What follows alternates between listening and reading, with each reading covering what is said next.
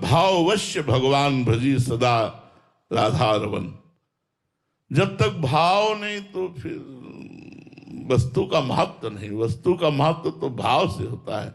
जितना भाव बढ़ा उतने ही वस्तु महत्वशाली बन गई।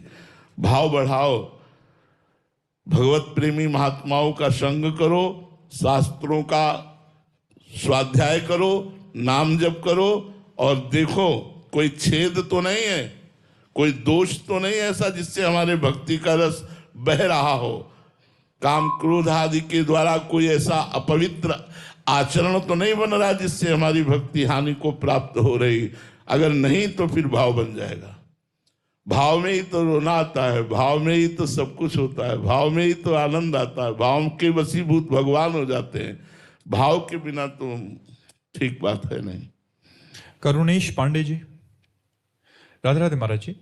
महाराज जी, यदि किसी के भाग्य में बहुत बड़ा कष्ट लिखा हो लेकिन वह पूरी तरह शरणागत होकर नाम जप व संत सेवा में लग जाए तो क्या भगवान उसके कर्मों के विधान को या प्रारब्ध को बदल देते हैं? नहीं, भोगने की सामर्थ्य दे देते हैं, विधान नहीं बदलते हैं।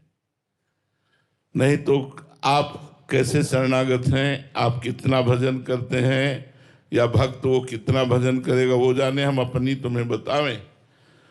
बचपन से लगे हैं, 13 वर्ष की अवस्था से दोनों किडनी फेल हैं, कितना कष्ट, फिर प्रारब्ध मिट जाना चाहिए, नहीं मिटा।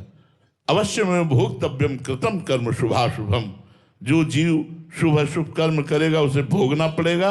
हाँ, भजन से भोगने की सामर्थ्य दे देते हैं कि ऐसे कष्ट में भी हम आपसे बात कर रहे हैं, ऐसे कष्ट में भी हमारी दिनचर्या चल रही, ऐसे कष्ट में भी भगवान की कृपा का अनुभव हो रहा है। ये है भक्ति का फल। भक्ति का फल ये नहीं कि हमको रोग ना हो, हमको कष्ट ना हो। हमने पाप कर्म किया तो हमें भोगना पड़ेगा। हम बाबा जी बने चाहे जो कुछ बने, वो कर्म तो पीछे लगा हुआ है ना, उसे तो भोगना पड़ेगा। हाँ, संचित कर्म भस्म हो जाएंगे। जो आज कर्म कर रहे हैं ये भगवत समर्पित है, प्रारब्ध को भोगना पड़ेगा तभी मोक्ष को प्राप्त होगा। बिन भोगे प्रारब्ध क्षय नहीं होता। हाँ, ये जरूर है कि 100% में चाहे 10% भोगना पड़े, 90% क्षमा हो जाए, पर भोगना पड़ेगा अवश्य। अवश्य में वो भोक्तव्यम कृतम कर्म शुभाशुभम।